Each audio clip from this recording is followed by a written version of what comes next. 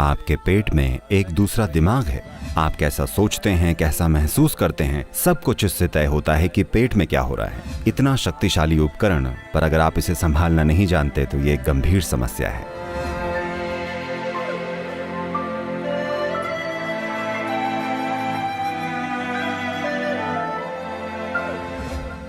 योग संस्कृति में आमतौर पर यह कहा जाता है कि आपको हमेशा ऐसा भोजन खाना चाहिए जो उसी दायरे में उगाया गया हो, उतनी ही डायमीटर या रेडियस में उगाया गया हो जितनी दूरी एक आदमी एक दिन में चल सकता है। सुबह से शाम तक अगर आप चलें, शायद आप 15, 20 या शायद 25 किलोमीटर तक सीधा चल पाएंगे। तो आपको 25 किलोमीटर के दायरे में उगा भोजन खाना चाहिए। इसके पीछे क्या तर्क है या इसका विज्ञान क्या है? देखिए, मिट्टी में जिस तरह की सूक्ष्म जीवों की गतिविधि होती है और जो इंसानों की आंतों में होता है, वो एक ही है। वो एक जैसा ही है, या एक तरह से मिट्टी में होने वाली गतिविधि का ही और अधिक विकसित रूप पेट में होता है। सैकड़ों सालों के बाद अब जाकर आधुनिक मेडिकल विज्ञान भी ये बोल रहा है कि आपके पेट में एक दूसरा दिमाग है, और इसके बारे में बहुत सारी चीजें कि आप कौन हैं। I hope it's not so for you, but मुझे उम्मीद है कि ऐसा आपके साथ नहीं है, लेकिन इनमें से बहुत सारी चीजें कि आप कैसे हैं, आप कैसा सोचते हैं, कैसा महसूस करते हैं, आपके संतुलन का स्तर, आप में शांति, सब कुछ इससे तय होता है कि आपके पेट में क्या हो रहा है। इसे सेकंड ब्रेन या गट ब्रेन कहा जा रहा है। खैर, ये सच है कि शरीर की केमिस्ट्री या रसायन कई स्तरों पर काम करते हैं। एक बात यह कि इस केमिस्ट्री को मैनेज करने के लिए ग्रंथियों के स्राव बहुत जरूरी हैं। लेकिन पेट वो जगह है जहां आप रूपी इस मेडिकल फैक्ट्री के अंदर आने वाला इनपुट आता है, यानी सारा खाना। तो भोजन कैसा हो? अगर भोजन उसी भूमि का हो जिस पर आप खड़े हैं, तो आपका उससे एक विशेष रिश्ता होता है। इंसानों की सारी प्रॉब्लम यह है कि बस कि आप थोड़ा बहुत यहाँ वहाँ घूम पाते हैं, तो आपको लगता है, कुछ लोग तो यहाँ तक कह रहे हैं कि वो किसी और ग्रह से आए हैं या किसी दूसरे ब्रह्मांड से, वो ये दावा कर रहे हैं। खैर, अगर आप इस एक पेड़ जैसे होते, यानी आपकी जड़ें मिट्टी में होती, तो आप साफ साफ समझ पाते कि आप मिट्टी से आए हैं। ये बस nature's magnanimity, it allowed you to prance around a little bit and you're getting all confused as to what is your source. प्रकृति की उदारता है कि उसने आपको यहाँ वहाँ घूमने की थोड़ी आज़ादी दी है और आप पूरे कंफ्यूज्ड हो गए हैं कि आपका स्रोत क्या है। तो अपने स्रोत के संपर्क में बने रहें, जो कि मिट्टी है। आपके विकास की प्रक्रिया ही मिट्टी ने करवाई है, ये मिट्टी से ही प्रेरित है। विकास का सबसे बुनियादी पहलू जिससे इस धरती के जीव ज्यादा से ज्यादा जटिल रूपों में विकसित हुए हैं और जीवन के लाखों रूपों में प्रकट हुए हैं। और आज खैर, हम कम से कम ये दावा कर सकते हैं कि हम धरती के सबसे विकसित प्राणी हैं। हम अब भी बन रहे हैं, यानी बीइंग हैं, पर फिर भी हम विशाल क्षमता वाले विकसित प्राणी हैं। हमारी ये क्षमता दुर्भाग्य से हमारे ही खिलाफ हो गई है। हमारी ये बुद्धि आज हर कोई पेट के दिमाग को ज्यादा महत्वपूर्ण बता रहा है, सिर्फ इसलिए क्योंकि वो इस दिमाग को नहीं संभाल पा रहे हैं। ये दिमाग एक गंभीर समस्या बनता जा रहा है। हर कोई सोच रहा है कि यही सारी मानसिक समस्याओं का आधार है। हाँ, ऐसा ही है। अगर आपको इसे संभालना नहीं आता तो इतना शक्तिशाली उपकरण, अगर आपको इसे संभालना नहीं आता तो ये एक बड़ी समस्या है। तो आप वो अपने पेट वाले दिमाग की ओर पलट रहे हैं, जो ज़्यादा भरोसेमंद है, कम से कम वो खुद से चलता है। तो पेट के ये सूक्ष्म जीवी और ऊपरी सतह की मिट्टी में जो कुछ होता है, ये दोनों चीज़ें एक जैसी हैं। और इसमें न केवल जीवन को बनाने वाली सामग्री होती है, बल्कि इसमें कितनी सारी दवाइयाँ भी होती हैं। एक तरह से आज हम उन्हें दवाइयाँ कहना चाहेंगे, पर मैं उन्हें उपचार की शक्तियाँ कहूँगा। जैसे उदाहरण के लिए, पता है, ये पाया गया है कि ऐसे कई अध्ययन हुए हैं जिनमें ये पता चला है कि बाहर मिट्टी में खेलने वाले बच्चों का गट माइक्रोबायोम हमेशा ज़्यादा स्वस्थ होता है। इसलिए नहीं कि वो मिट्टी खा रहे हैं, ये बस हो रहा है क्योंकि आपका शरीर और मिट्टी दो अलग अलग चीज़ें नहीं हैं। बस दो अलग अलग रूपों में हैं। चाहे आप मिट्टी का बर्तन बनाएं या मिट्टी का चित्र बनाएं या मिट्टी का मानव शरीर बनाएं, सब कुछ मिट्टी ही है।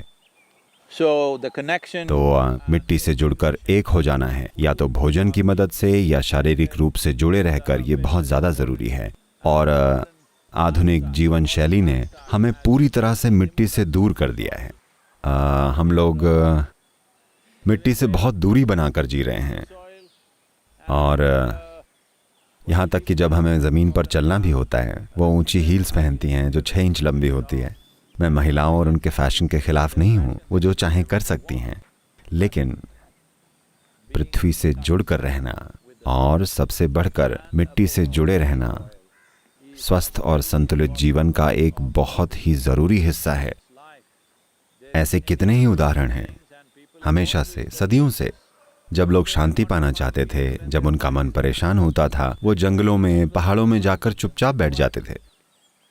योग में हम हमेशा सीधा ज़मीन पर लेटते हैं, बिना किसी चीज़ के या किसी ऑर्गेनिक चीज़ पर लेटते हैं, क्योंकि हमारा शरीर ज़मीन से जुड़ा होना चाहिए। और साथ ही बिजली का नेगेटिव मिलना भी ज़रूरी है।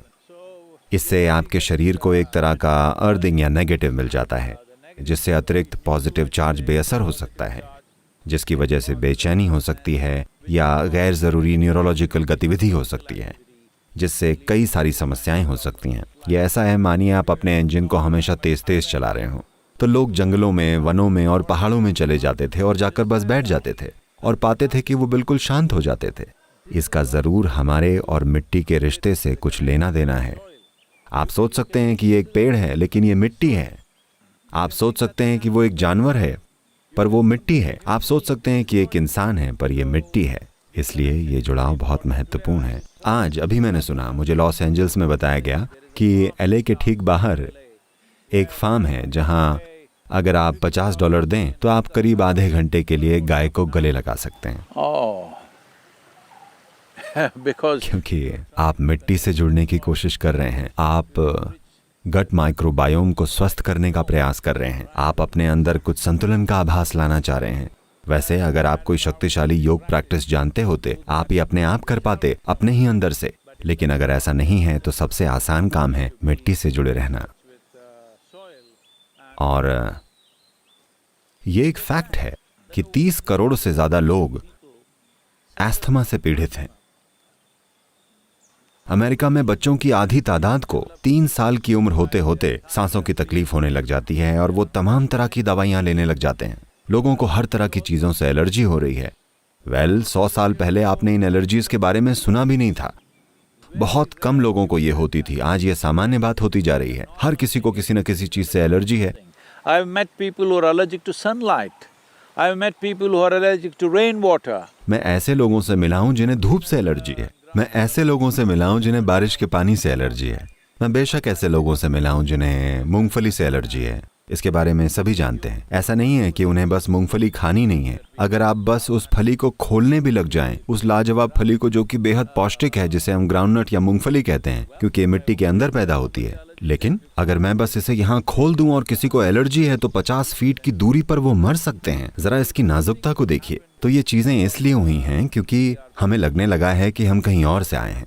बेशक कुछ लोग इन बातों को सही बता रहे हैं और आपको समझा रहे हैं और कह रहे हैं। इस पर ऐसी किताबें हैं जो कह रही हैं कि आप सब एलियंस हैं और कहीं और से आए हैं। अगर आप एक एलियन हैं तो भी, अगर ये सच है तो भी मुझे कोई दिक्कत नहीं है। शायद मैं भी एक एलियन हूँ, मैं ऐसा दिखता हूँ। I may also be one, but we have adapted well to the life on this planet. मैं भी एक एलियन हो सकता हूँ, पर हमने इस धरती के इस जीवन के हिसाब से खुद को ढाल लिया है। तो हमारा जीवन, हमारा शरीर, हमारा भोजन और हमारी मृत्यु मिट्टी से जुड़ी है। ये समझना ज़रूरी है कि जो लोग खेतों या खुले क्षेत्रों में रहते हैं, उनमें एलर्जी, यानी दूसरी जगहों के बच्चों के मुकाबले ग्रामीण बच्चों को बहुत कम एलर्जी होती है। क्या आपने अफ्रीका में किसी को पोलन एलर्जी या वैसी कुछ चीज़ के बारे में सुना है? या आपने यहाँ के किसी आदिवासी के बारे में सुना है जिसे लैक्टोज इंटॉलरेंस यानी दूध से परहेज है? ऐसा किसी ने नहीं सुना है। ऐसा सिर्फ अमीर समाजों में होता है, क्योंकि हमें लगता है कि अमीरी का मतलब है हमें हाइड्रोजन का गुब्बारा बन जाना चाहिए। यानी हमें कुछ भी करके धरती से दूर रहना चाहिए। और फिर हम जीवन को बनाने वाले जादू को यानी मिट्टी को डर्ट या गंदगी कहने लगते हैं। अगर ये गंदगी है तो आप और मैं गंदगी के थैले हैं। हमें वैसा नहीं बनना है।